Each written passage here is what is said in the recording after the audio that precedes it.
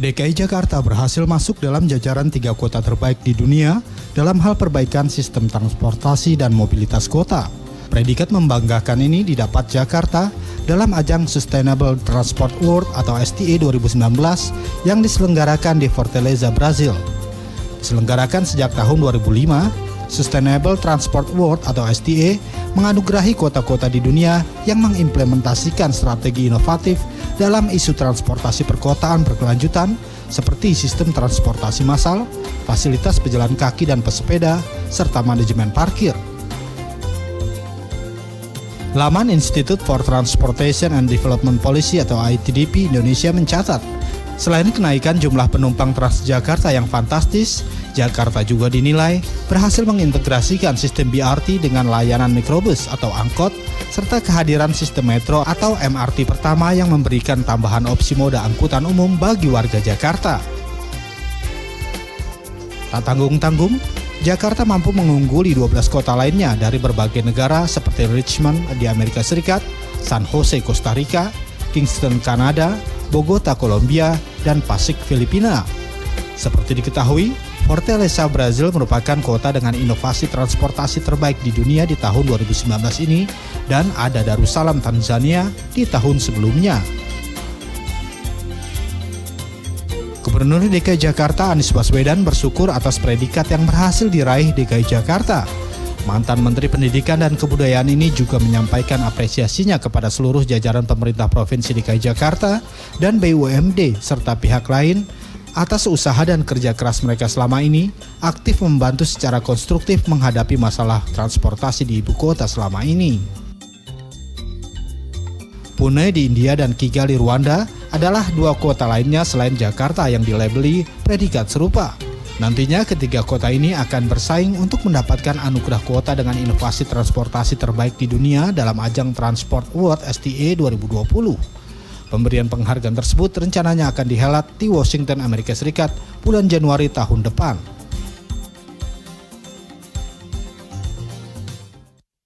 Malam pemirsa, senang sekali jumpa kembali dalam program Suara Jakarta di edisi akhir pekan ini Jumat 5 Juli 2019. Saya Sela Wangkar akan bersama Anda dalam 1 jam ke depan. Dan sebelumnya selamat untuk Kota Jakarta yang meraih sebagai bagian dari 3 kota terbaik dunia versi dari ajang Sustainable Transport Award.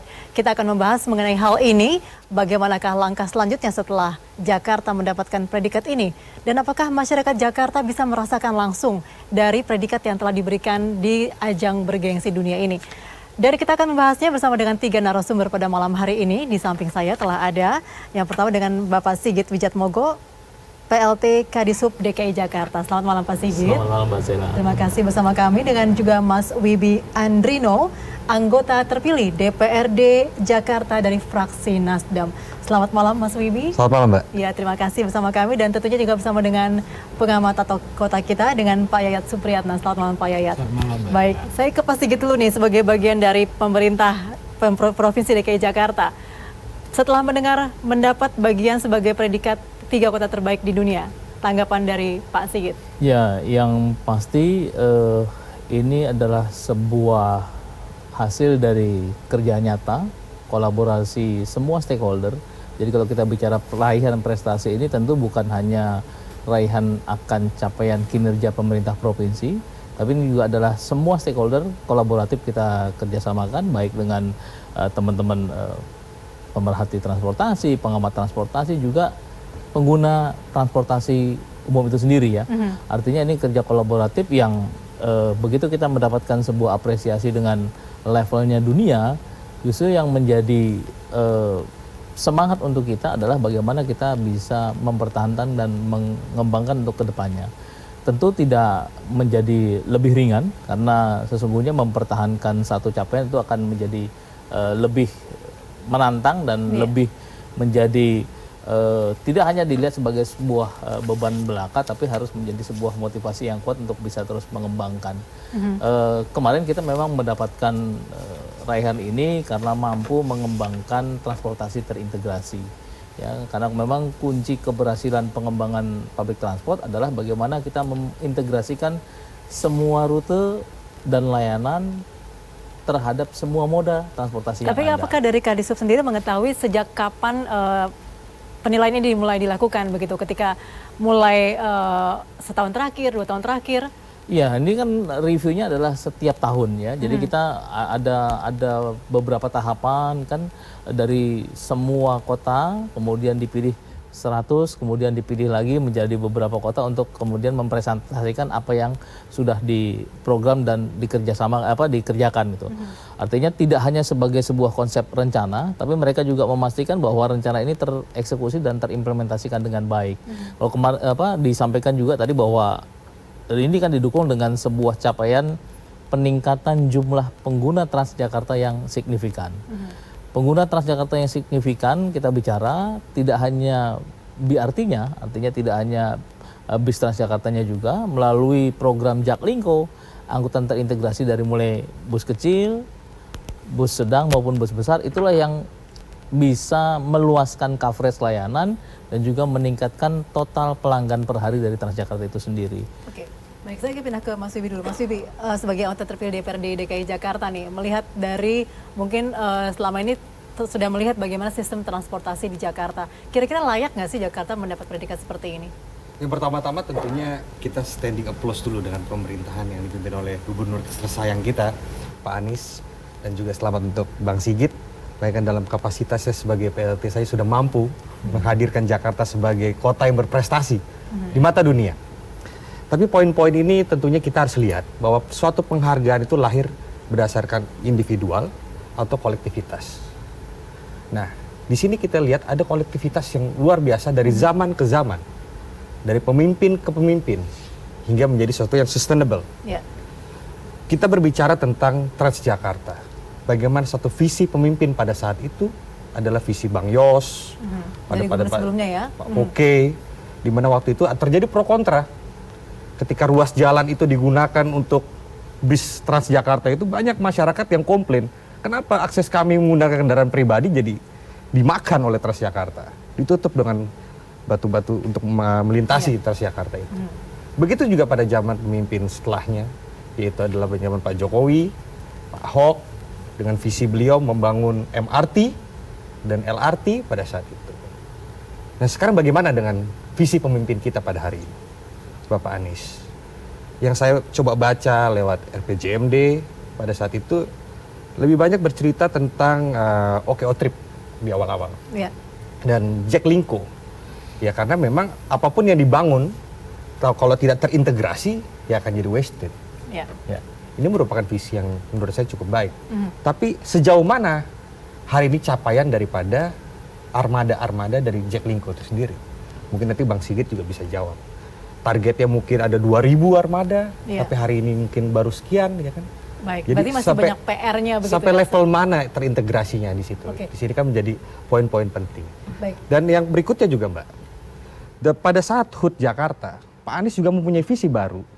Ketika menyampaikan pada pidatonya tentang wajah baru Jakarta, dia ingin merubah kebiasaan mindset daripada masyarakat yang tadinya menggunakan transportasi atau kendaraan pribadi.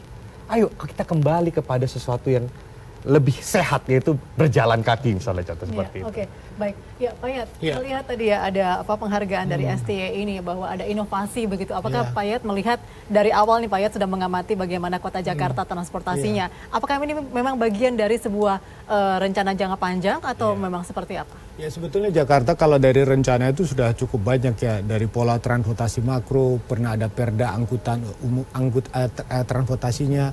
Jadi kalau ditanya Jakarta, apa yang kurang dari Jakarta? Nggak ada yang kurang lagi.